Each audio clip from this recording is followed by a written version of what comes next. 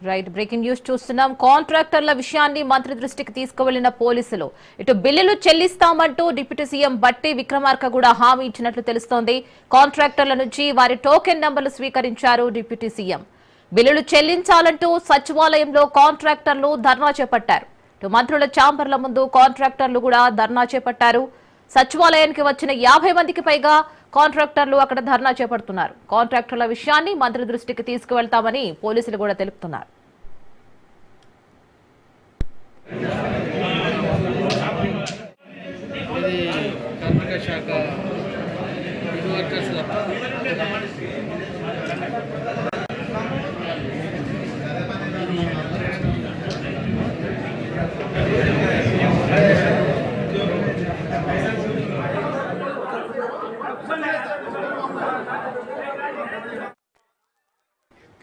Breaking news చూస్తున్నాం. తెలంగాణ మంత్రుల ఛాంబర్ల ముందు కాంట్రాక్టర్లు ధర్నా నిర్వహించారు.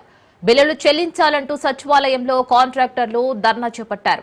50 మందికి పైగా కాంట్రాక్టర్లు సచివాలయానికి వచ్చారు. కాంట్రాక్టర్ల విషయాన్ని మంత్రి దృష్టికి తీసుకువెళ్లారు కూడా పోలీసులు. బిల్లులు చెల్లిస్తామంటూ డిప్యూటీ సీఎం బట్టి విక్రమార్క హామీ ఇచ్చారు.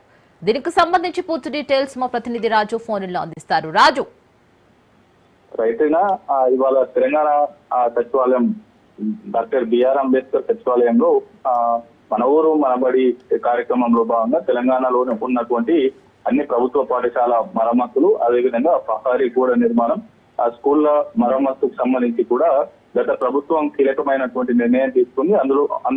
అందులో భాగంగానే ఆయా పాఠశాలలో మౌలిక వసతుల కల్పన కూడా చేపట్టినటువంటి పరిస్థితి అయితే ఉంది. ఆ మన ఊరు మనబడి పథకంలో భాగంగానే కాంట్రాక్టర్లకు ఇప్పటి వరకు గత 3 ఏళ్ల క్రితం చేసినటువంటి బిల్లులు చెల్లించకపోవడంతో వారు నిరసనకు దిగినటువంటి పరిస్థితి అయితే ఉంది. దాదాపు 50 మందికి పైగా ఇవాళ తెలంగాణ సచివాలయంలో అధికారి సందీప్ సుల్తానియాను కలిసేందుకు కూడా వారి యొక్క గోడును విన్నవించుకొని, అదేవిధంగా వారి యొక్క కుటుంబ ఆర్థిక పరిస్థితులు బాగోలేవు, వారి కుటుంబాన్ని నెట్టుకురావడం కూడా కష్టమైపోతా ఉంది. అప్పులు తీసుకువచ్చి ఈ యొక్క మన ఊరు మనబడి కార్యక్రమాన్ని చేసిన నేపథ్యంలో కూడా తమకు ఇప్పటి వరకు బిల్లులు చెల్లించకపోవడం ద్వారా అటు వడ్డీలు కట్టలేక ఇటు బిల్లులు రాక సతమతం అవుతా ఉన్నాం, ఆర్థికంగా నలిగిపోతా ఉన్నాం అనేటటువంటి ఆవేదనను వాళ్ళు వెళ్లబెట్టుకుంటున్నటువంటి పరిస్థితి ఉంది. దీనిలో భాగంగానే ఇవాళ రాష్ట్ర వ్యాప్తంగా ఉన్నటువంటి పలువురు మన ఊరు మనబడి కాంట్రాక్టర్లు ఎవరైతే ఉన్నారో వారు ఏకమై తెలంగాణ సచివాలయానికి చేరుకున్నారు. సచివాలయంలో అధికారులకు వారి యొక్క గోడును వెళ్లబోసుకున్నారు. మరోవైపు అక్కడే ఉన్నటువంటి డిప్యూటీ సీఎం ఛాంబర్ ముందు కూడా పెద్ద ఎత్తున గుమిగూడినటువంటి పరిస్థితి అయితే ఉంది.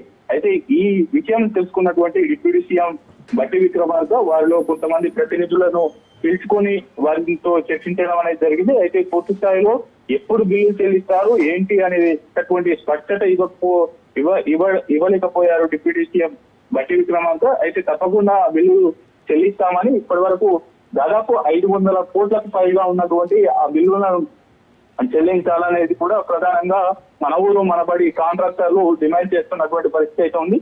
వెంటనే కూడా ఆ బిల్లులను క్లియర్ చేయాలి, లేదంటే తమ కుటుంబ ఆర్థికంగా దివాలా తీసేటటువంటి అవకాశం ఉంది, ఆత్మహత్యలే తమకు శరణమయ్యేటటువంటి అవకాశం ఉంది. కాబట్టి వెంటనే ప్రభుత్వం చొరవ చూపి ఈ యొక్క బిల్లులను వెంటనే క్లియర్ చేయాలంటూ కూడా వారు వినవించుకున్నటువంటి పరిస్థితి అయితే ఉంది.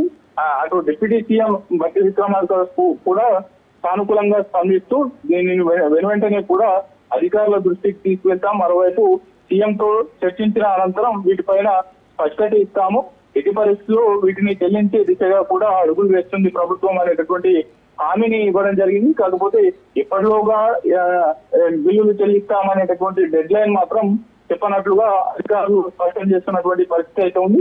ఒక్కసారిగా డిప్యూటీ సీఎం బట్టి విక్రమార్క సచివాలయంలో ఉన్నటువంటి బట్టి విక్రమార్క ఛాంబర్ ముందు ఈ యొక్క మన ఊరు మనబడి కాంట్రాక్టర్లు పెద్ద ఎత్తున గుమిగూడడంతో కూడా కొంత నినాదాలు చేశారు. వారికి రావాల్సినటువంటి బిల్లులను వెంటనే బకాయిలను చెల్లించాలి అంటూ కూడా కొంత నినాదాలు చేసినటువంటి పరిస్థితి అయితే ఉంది. వెంటనే కూడా డిప్యూటీ సీఎం బట్టి విక్రమార్క స్పందించి వారితో చర్చ జరిపినట్లు తెలుస్తా ఉంది. Right Raju, thank you for the update.